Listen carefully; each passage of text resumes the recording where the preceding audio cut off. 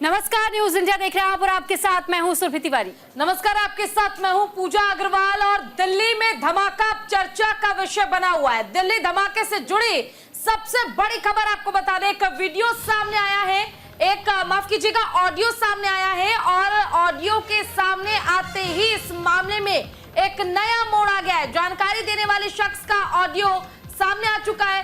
शख्स ने पुलिस को कॉल करके दी थी जानकारी। तो दिल्ली के रोहिणी में धमाका हुआ, जिसको लेकर के तमाम एजेंसियां इस वक्त जहां जांच कर रही है, तो अब ये बताया जा रहा है कि एक ऑडियो जो सामने आ चुका है, इस ऑडियो में ये पता लग रहा है कि कैसे एक शख्स की तरफ से पहले ही धमाके से जुड़ी जानकारी पुलिस को दे दी गई थी। बिल्कुल, देखिए जानकारी देने वाले शख्स का ऑडियो सामने आया। शख्स ने पुलिस को कॉल करके जानकारी दी थी। आपको ऑडियो सुनाएंगे, लेकिन उससे पहले जरा ये तस्वीर देखिए। इस तस्वीर में आप साफ देख पाएंगे धुएं का गुब्बार जो है वो आसमान में उठता नजर आया, जिसके बाद लोग काफी डरे और सहमे नजर आए। देखिए, दिल्ली के रोहिणी इलाके के सीआरपीएफ स्कूल के पास इस घटना को अंजाम दिया गया। आप हिम्मत देखिए कि ब्लास्ट भी जो किया गया वो सीआरपीएफ स्कूल के जो वॉल्स हैं, यानी जो दीवार है, उसके पास ही किया गया। ये जो पूरा एरिया सील किया गया है, यही वो जगह है जहां पर ब्लास्ट किया गया है। आखिर वो क्या चीज थी, किस चीज का ब्लास्ट हुआ था, अभी ये पता नहीं चल पाया है। लेकिन दिल्ली में इस तरह की घटना के सामने आने के बाद सवाल ये उठ रहे हैं कि क्या वाकई दिल्ली में भी सुरक्षा व्यवस्था सवाल के घेरे में है। 112 सेवा में आपका स्वागत है।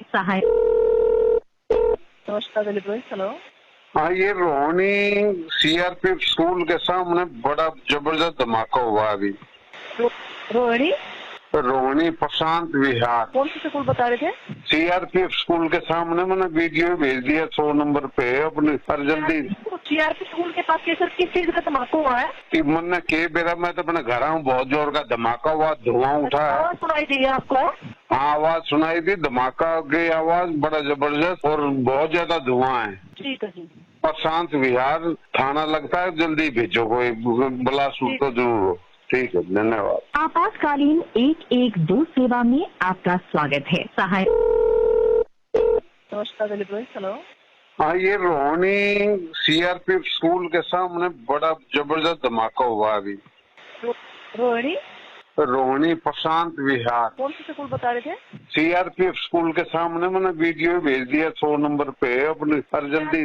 सीआरपीएफ स्कूल के पास कैसे किस चीज का धमाका हुआ है? कि मैंने के बेरा मैं तो अपने घर आऊँ, बहुत जोर का धमाका हुआ, धुआं उठा है। आवाज सुनाई दी आपको? हाँ, आवाज सुनाई दी, धमाका की आवाज बड़ा जबरदस्त और बहुत ज्यादा धुआं है। ठीक है जी। प्रशांत विहार थाना लगता है, जल्दी भेजो, कोई बिलासपुर तो जरूर हो। ठीक है, धन्यवाद। आपातकालीन। तो देखिए, दिल्ली धमाके को लेकर के जांच तेज कर दी गई है। धमाके को लेकर अब कड़ियां भी जोड़ने में इस वक्त एजेंसी जुटी हुई है। कई घंटे पहले की सीसीटीवी फुटेज खंगाल रही है एजेंसियां। दिल्ली धमाके को लेकर जांच काफी तेज हो गई है। धमाके से कितने घंटे पहले एक्सप्लोसिव रखा गया था, इसे लेकर एजेंसियां कड़ी से कड़ी को जोड़ने की कोशिश कर रही है। जांच एजेंसियां कई घंटे पहले की सीसीटीवी फुटेज खंगालने में जुट गई है। तो फिलहाल ये जानकारी हम आपको दे रहे हैं कि किस तरीके से सीसीटीवी फुटेज भी अब खंगाले जा रहे हैं, और साथ ही सूत्रों के मुताबिक अब तक की जांच में धमाके के 9 घंटे पहले के सीसीटीवी फुटेज भी ऐसे कोई संदिग्ध नजर नहीं आ रहे हैं। यानी कि इन सीसीटीवी फुटेज को जब खंगाला गया है, डिटेल निकालने की कोशिश की गई है, तो बीते 9 घंटे की सीसीटीवी फुटेज अब तक देखे जा चुके हैं, चेक किए जा चुके हैं, लेकिन उसमें ऐसा कुछ भी संदिग्ध नजर नहीं आया। ये तक नहीं पता चल पाया है कि उस बॉम्ब को प्लांट कब किया गया, किसने किया, और ये बॉम्ब यहां पहुंचा कैसे। तो फिलहाल अभी और ज्यादा सीसीटीवी फुटेज खंगाले जा रहे हैं। बिल्कुल, देखिए दिल्ली का रोहिणी इलाका, जहां प्रशांत विहार में जो सीआरपीएफ का स्कूल है, उसके दीवार के पास ब्लास्ट हुआ। ब्लास्ट होने के बाद जो आपने अभी कुछ देर पहले एक ऑडियो सुनी, वो एक शख्स का ऑडियो है जो पुलिस को इस बात की इंफॉर्मेशन दे रहा है कि सीआरपीएफ स्कूल के पास ब्लास्ट हो चुका है, धमाकेदार ब्लास्ट हुआ है, धुआं उठा है, आप यहाँ पर आके जांच कराइए कि आखिर ये हुआ क्या है। लेकिन ऐसे में बड़ा सवाल ये उठता है कि सीसीटीवी फुटेज बेशक से खंगाले जा रहे हैं, क्या सीसीटीवी फुटेज जो कि सड़कों पर लगाए गए हैं उसके आधार पर कड़ी से कड़ी जोड़ते हुए पुलिस क्या उस शख्स तक, उस व्यक्ति तक पहुंच पाएगी जिसने इस घटना को अंजाम दिया है? और देखिए, मौके पर पहुंचकर न्यूज इंडिया की संवाददाता भावना सिसोदिया ने जायजा लिया है। आपको दिखाते हैं आखिर उनकी खास रिपोर्ट में क्या है जानकारी, देखिए। दिल्ली के प्रशांत विहार इलाके में हुए धमाके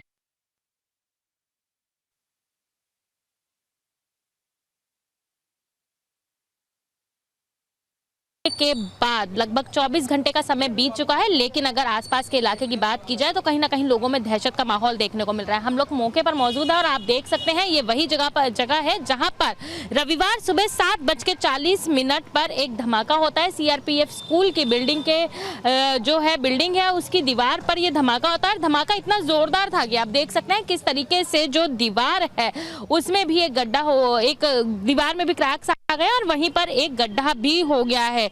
धमाके की रेंज इतनी जोरदार थी कि लगभग 2 से 3 किलोमीटर तक की रेंज में लोगों को इसका धमाके की आवाज सुनाई दी और जब ये धमाका हुआ तो पूरे इलाके में जो है एक तरीके का वाइट स्मोक जो है, पाउडर जो है वो बिखरा हुआ था, जिसके कारण लोगों को काफी परेशानी भी हुई। एक सफेद धुएं का गुब्बार इस धमाके के दौरान निकला था। वहीं अगर इसके अपोजिट साइड की बात की जाए तो अपोजिट साइड जो दुकानें बनी हुई हैं उनकी हालत देख सकते हैं कि किस तरीके से जब ये धमाका हुआ तो कहीं ना कहीं उन अपोजिट साइड बनी दुकानों के विंडो ग्लासेस और साइन बोर्ड जो है वो डैमेज हो गए थे।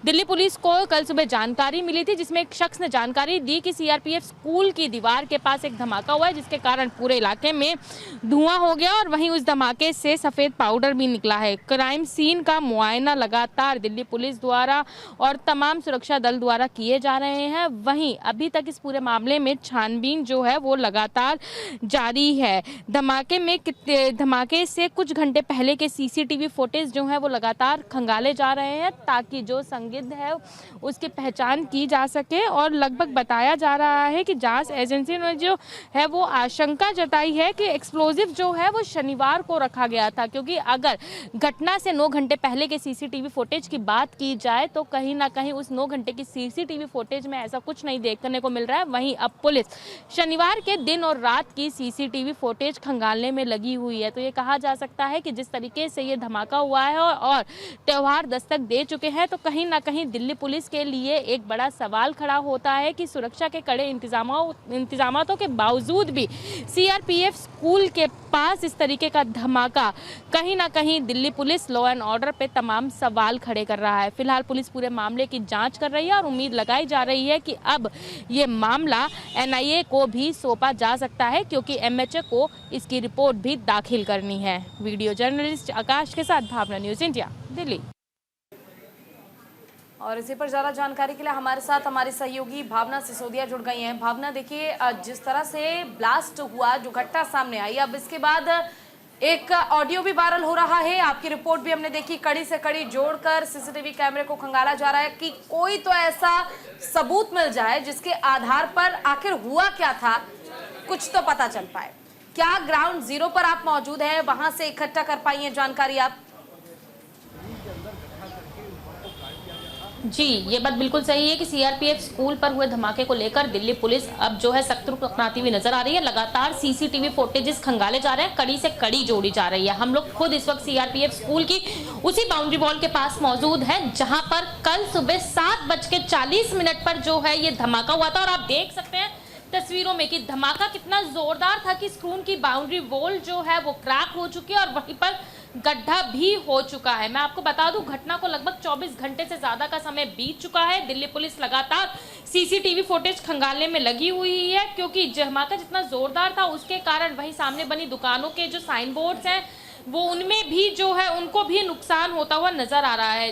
जांच एजेंसियां लगातार जो है जांचें कर रही हैं, सीसीटीवी फुटेज खंगाले जा रहे हैं और इन्हीं सीसीटीवी फुटेज में सूत्रों के मुताबिक यह जानकारी भी सामने आ रही है कि जो सीसीटीवी फुटेज लगातार खंगाले जा रहे हैं उसमें एक सस्पेक्ट भी नजर आ रहा है।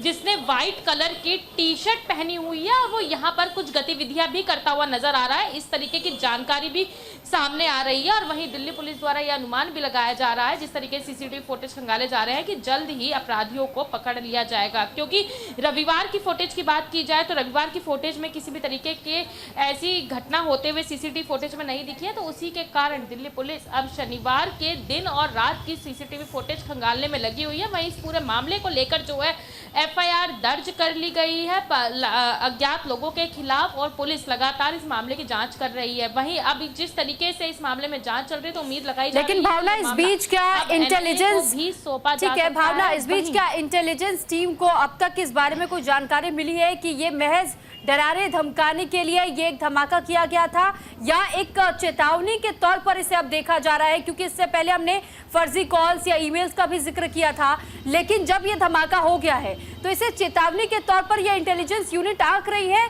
या फिर इसे महज एक धमाका समझ करके और इसे नजरअंदाज किया जाएगा, या सिर्फ इसी मामले को लेकर के अब जांच की जाएगी?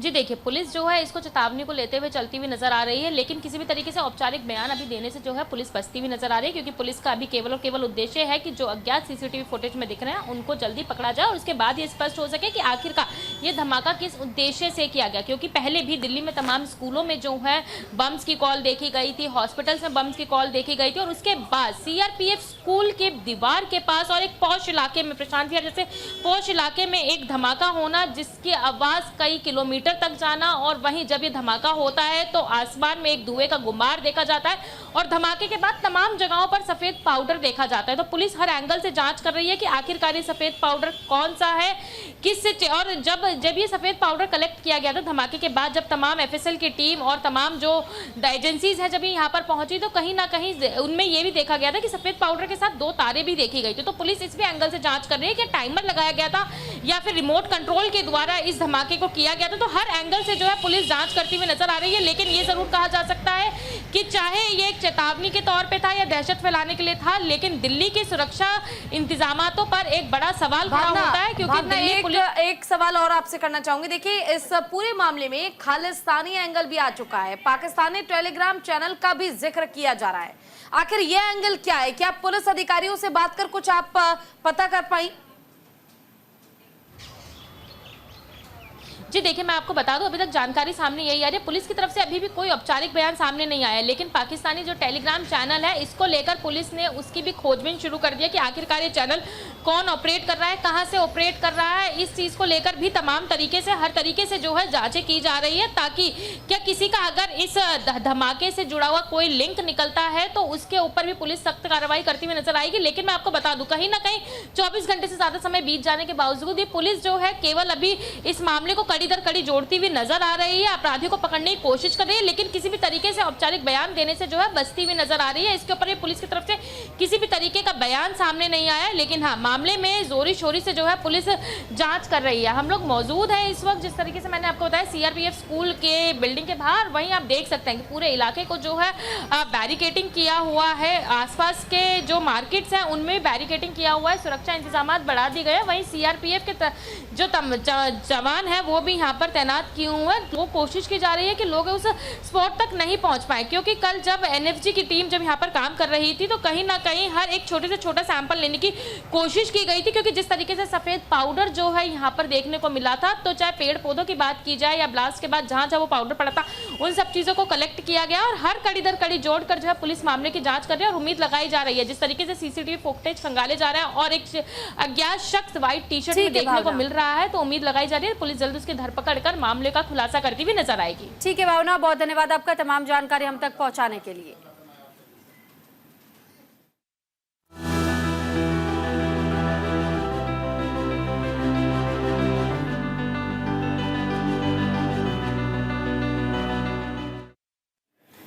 और दिल्ली के बाद अब देखिए गांदरबल में भी गोलीबारी की गई है। गांदरबल जम्मू कश्मीर का एक हिस्सा, जहां पाकिस्तानियों को लगातार फारूक अब्दुल्ला की खरी खरी गांदरबल आतंकी हमले पर लगाई लताड़। वो समझते हैं इससे यहां पाकिस्तान बनेगा। हिंदुस्तान के साथ दोस्ती चाहते हैं तो फिर ये बंद करें, कश्मीर पाकिस्तान नहीं बनेगा। फारूक अब्दुल्ला की तरफ से ये कहा गया है। मेहरबानी करके हमें इज्जत से रहने दीजिए, फारूक अब्दुल्ला की ओर से ये बयान तब सामने आया है जब उमर अब्दुल्ला का जो संसदीय क्षेत्र लगता है और उसी में एक इलाका है गांदरबल, और उसी इलाके में ये धमाका हुआ, माफ कीजिएगा, गोलीबारी हुई थी। 3 आतंकियों ने अंधाधुंध फायरिंग की थी और इसमें 7 लोगों ने अपनी जान गंवा दी, जिसके बाद से अब फारूक अब्दुल्ला का ये बयान सामने आया। बिल्कुल, तो देखिए ये इस वक्त की बड़ी और अहम जानकारी हम आपको दे रहे हैं। फारूक अब्दुल्ला ने क्या कहा है वो हम आपको बताते हैं। गांदरबल में जो आतंकी हमला हुआ उसे देखते हुए फारूक अब्दुल्ला ने साफ तौर पर कहा है कि पाकिस्तान बनेगा, हिंदुस्तान के साथ दोस्ती चाहते हैं तो ये बंद करें। यानी कि अगर पाकिस्तान हिंदुस्तान के साथ दोस्ती चाहते हैं तो उन्हें ये आतंकी हमले बंद करने होंगे। वो समझते हैं इससे यहाँ पाकिस्तान बनेगा, तो ऐसा बिल्कुल नहीं है। और साथ ही कश्मीर पाकिस्तान कभी नहीं बन सकता है। मेहरबानी करके हमें इज्जत से रहने दीजिए, हमें तरक्की करने दीजिए। कब तक आप हमें मुसीबत में डालते रहेंगे? तो जम्मू कश्मीर में गांदरबल के गगनगीर में आतंकी हमले पर फारूक अब्दुल्ला ने साफ तौर पर बयान दिया है। उन्होंने पाकिस्तान को जमकर खरी खोटी सुनाई है। जम्मू कश्मीर के मुख्यमंत्री फारूक उमर अब्दुल्ला की ओर से भी इससे पहले प्रतिक्रिया जो है वो दी गई थी। उन्होंने भी साफ तौर पर कहा था कि दोषियों को बख्शा नहीं जाएगा, इस तरह का जो व्यवहार है वो बर्दाश्त नहीं किया जाएगा। ये बहुत ही दर्दनाक घटना है।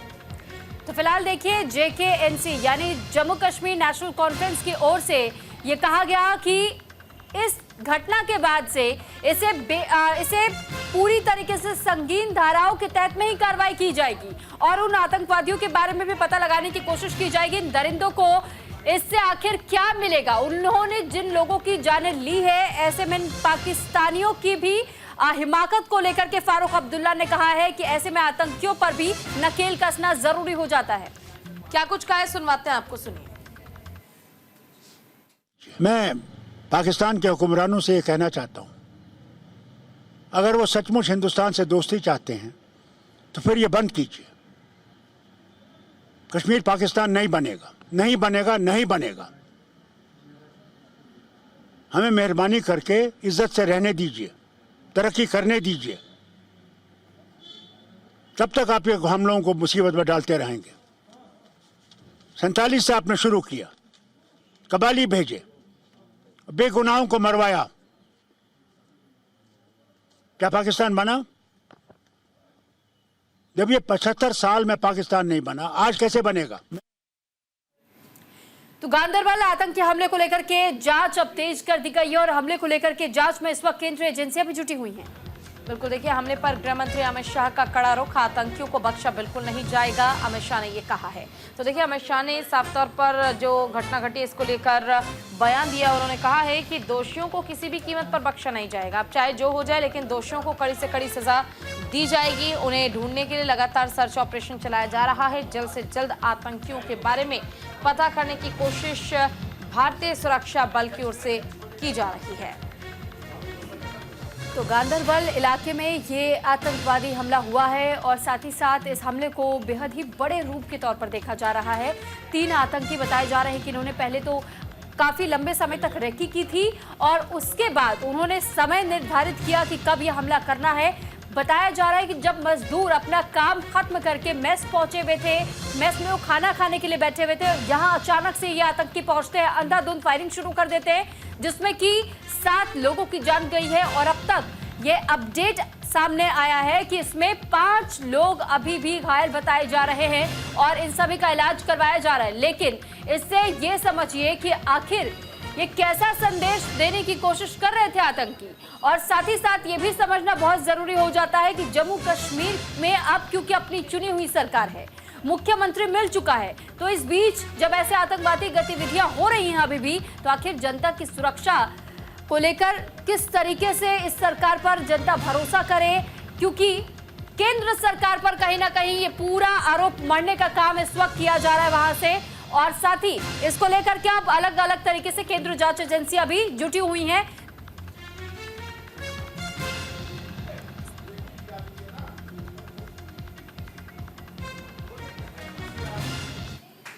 चलिए आपको सुनवाते हैं केंद्रीय मंत्री की ओर से क्या कुछ कहना नहीं है, पर जिस तरीके से ये हमला हुआ है ये चिंता की बात ज़रूर है। केंद्र सरकार की भी नज़र इसके ऊपर है, पर जिस तरीके से नई सरकार के गठन के तुरंत बाद इस तरीके की घटनाएं वापस से शुरू हुई हैं, ये कहीं ना कहीं सवाल खड़े करती है। मुझे लगता है राज्य सरकार की भी ये जिम्मेदारी है कि इन बातों को गंभीरता से लेते हुए इस बात को सुनिश्चित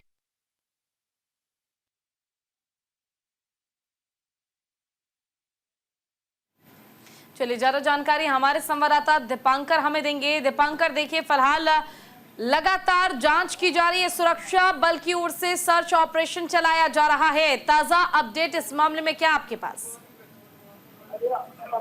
जी हाँ, बिल्कुल आप सही बता रहे हैं। जहां एक तरफ ये गगनगीर के ऊपर के जो जंगल का इलाका है, यहाँ पर आतंकी छुपे हो सकते हैं, ऐसे संदेह को लेकर पूरे इलाके को घेरा गया है। लगातार कॉर्डिनेट सर्च ऑपरेशन चलाया जा रहा है। दूसरी तरफ हम आपको ये बताते चले कि एसएसपी रैंक के अधिकारी श्रीनगर हो चुके हैं और वो कुछ ही समय में एनआईए के जो एसएसपी रैंक के अधिकारी हैं वो अपनी पूरी टीम को लेकर यहाँ पर जो ये घटना स्थल है वहां पे पहुंचेंगे और जांच जो है वो एनआईए को पहले ही दी गई है। बहुत बड़ा आतंकी हमला है, कराना हरकत जो है वो आतंकियों ने की है, लेकिन तमाम बयानबाजियों के बीच एक सच्चाई ये भी है कि कश्मीर में काफी देर से हमने देखा था, अगर हम कहें तो बहुत बड़ा हमला नहीं हुआ था। हमले जम्मू प्रांत में हुए थे, जिनमें रियासी में बस हमला, कठुआ, बनीवाला या फिर जोरी पुंछ में हमले हुए थे, लेकिन पहला एक बहुत बड़ा ये हमला जो है आतंकी हमला हुआ है। सीआरएफ ने रेजिस्टेंस फ्रंट ने इसकी जिम्मेदारी भी ली है।